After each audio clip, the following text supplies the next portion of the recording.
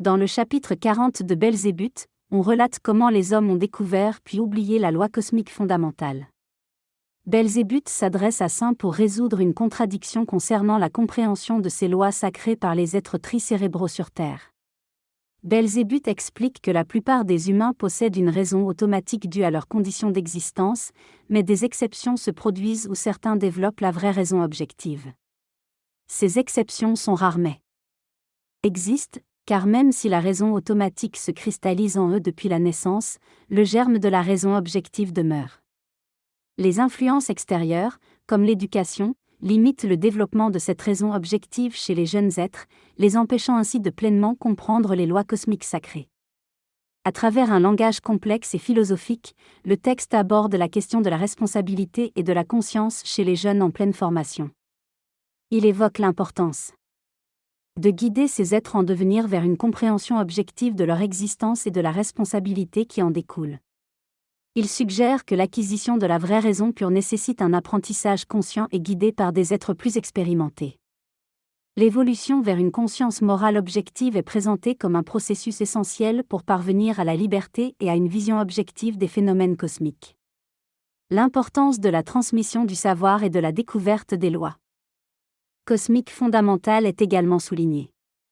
Sur une planète où cohabitent différentes formes de vie tricérébrale, une science objective émerge peu à peu, tirant profit des connaissances des êtres intelligents des autres planètes du cosmos. Après des événements mystérieux sur le continent Atlantide, un être terrestre du nom de Théophanie explore les lois cosmiques grâce à des expériences et des observations. Inspirés par ces découvertes, d'autres savants se joignent à lui pour approfondir.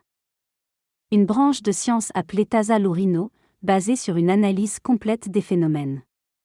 Malheureusement, cette branche de science disparaît avec la chute de l'Atlantide. Après des siècles d'ignorance, la connaissance de cette science sacrée ressurgit grâce aux frères Chung Kilt et Tournetrop Bell, des savants terrestres, qui redécouvrent les principes de l'Hepta par Aparshinup sacré. Sur la planète actuelle de 5, il est question de 6 planètes du purgatoire visitées, dont le continent d'Asie où existait jadis un pays nommé Markalp. Un empereur nommé Connexion régnait sur ce pays et descendait des membres savants de la société venus d'Atlantide. Son petit-fils est devenu l'empereur d'un groupe appelé U2, qui était composé de jumeaux, Chinkilt et Chantropole. Ses frères, descendants de membres de la société scientifique, se sont préparés dès leur jeune âge à devenir des savants. Ils ont déménagé vers l'Est avec d'autres migrants, formant une communauté en Chine, où ils ont pris conscience de lois cosmiques essentielles. Leur étude était notamment axée sur la cristallisation des substances cosmiques. Ces savants tentaient de rompre une habitude destructrice héritée de leur arrière-grand-père, visant à mâcher des graines de fleurgule. Ils cherchaient à éliminer cet aspect afin d'éviter la dégénérescence et de favoriser leur évolution vers un niveau d'être supérieur. Il est question de l'évolution cosmique des éléments actifs provenant du Soleil et des autres planètes du système solaire, ainsi que des transformations de substances cosmiques de différentes concentrations provenant d'autres systèmes solaires. 2 savants terrestres, Kiltes et Chongtropel, se sont lancés dans l'étude de substances cosmiques, notamment de l'opium, cherchant à en tirer des bénéfices médicaux. Ils ont observé des cristallisations indépendantes avec des propriétés subjectives, constituant une structure en cascade presque infinie. Leurs recherches ont démontré des similitudes internes entre différentes manifestations de processus cosmiques, révélant des unités indépendantes de différents ordres avec des propriétés spécifiques. Il est question dans le texte de l'ordre de second et de troisième mort, ainsi que des processus de relations réciproques et d'influence réciproque.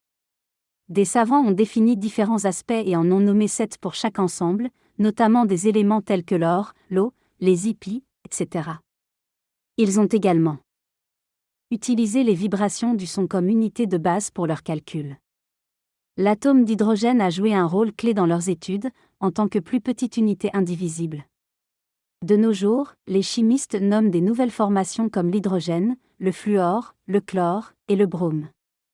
Il est question de 2 substances cosmiques indispensables à l'existence d'une planète, autrefois connues par les alchimistes, mais désormais considérées par certains comme des charlatans. 2 savants chinois, les frères Chong Puis, ont redéfini la science après un désastre survenu à l'Atlantique. Ils ont observé des phénomènes cosmiques et découvert des lois fondamentales, qu'ils ont appelées la loi de Neuf, mettant en avant la continuité et l'interaction entre divers phénomènes cosmiques.